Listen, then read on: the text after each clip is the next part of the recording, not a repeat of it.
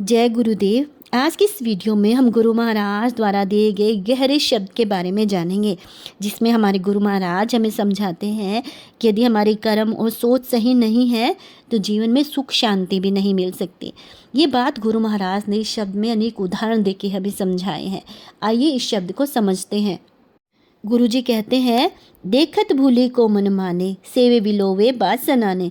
यानी कि अगर हम भ्रम में होते हैं, हमारे मन की अवस्था भ्रम वाली है, तो हम बहुत बड़ी बड़ी इच्छाएं रखते हैं कि समाज में सम्मान मिले, सुख मिले, सफलता मिले, भगवान मिले।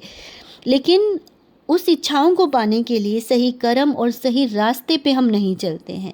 गुरु महाराज उदाहरण देते हुए कहते हैं कि यदि कोई पानी को ही दही समझकर उसे बिलोता रहे तो उसमें से मक्खन कभी नहीं निकलेगा, क्योंकि यहाँ आधार ही गलत है। वह परिणाम सही कैसे आ सकता है। इसी प्रकार यदि जीवन के अंदर झूठ, अहंकार, छल, कपट, ईर्ष्या भरी पड़ी है तो जीवन में सुख शांति कैसे आ सकती है। यानी कि जीवन में अगर हमें ऊंचाई चाहिए, जीवन को सही दिशा देनी है, शांति चाहिए, तो कर्म भी, संगत भी, सोच भी हमें ऊंची करनी पड़ेगी। गुरु महाराज आगे कहते हैं, देखत भूली को मन चेवे, भीतर कोरा बाहर भेवे।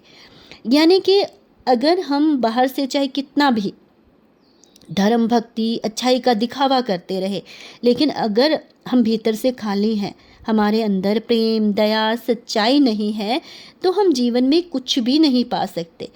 मनुष्य चाहे कितने भी सुंदर कपड़े पहन ले, भगवे पहन ले, धार्मिक बातें कर ले, पूजा पाठ कर ले, लेकिन मन के अंदर अगर बुराई है, अज्ञानता है, अहंकार, ईर्ष्या, स्वार्थ है, तो ये सब आडंबर है।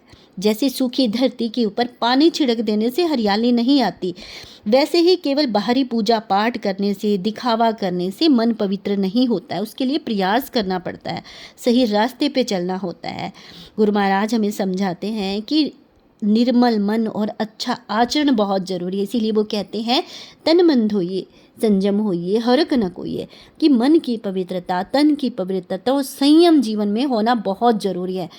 आगे गुरुदेव समझाते हैं, देखत भूली को मन माने, हरि पर हरि मिलियो शैताने।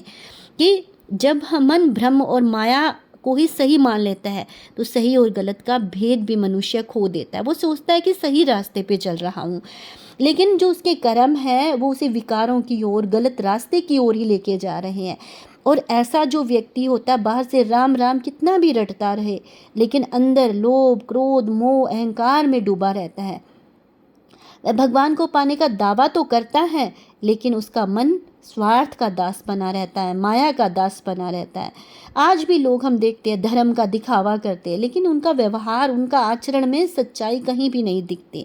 तो गुरु महाराज कहते हैं कि केवल शब्दों से नहीं बल्कि सच्चे कर्मों से उस परम पिता परमात्मा को, शांति को पाया जा सकता है।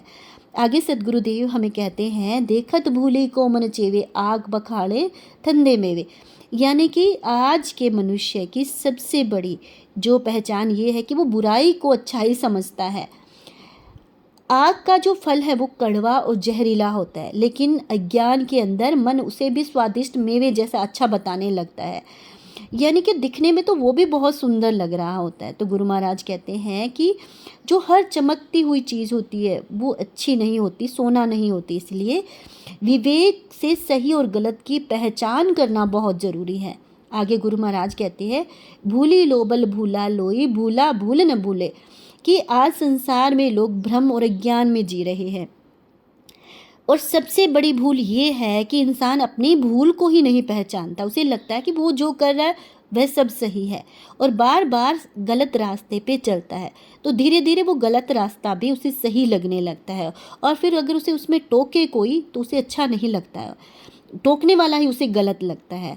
यानी कि आज इंसान दूसरों की गलतियां देखने में लगा है, लेकिन खुद भीतर झांकना ही भूल गया है।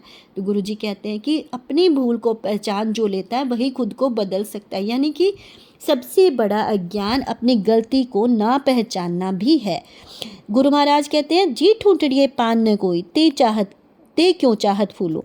कि जिस सूखे पेड़ पर पत्ते तक नहीं है उस पर फूल की इच्छा करना व्यर्थ है। इसी प्रकार अच्छे कर्मों, अच्छे संस्कारों के बिना जीवन में सुख, शांति और सम्मान नहीं मिल सकता। यानी कि गुरु महाराज समझा रहे हैं कि अच्छे फल पाने हैं तो अच्छे कर्म, अच्छे संस्कार भी हमें अपनाने होंगे, क्योंकि जैसा बीज हम बोएंगे वैसा ही फल हमें मिलेगा।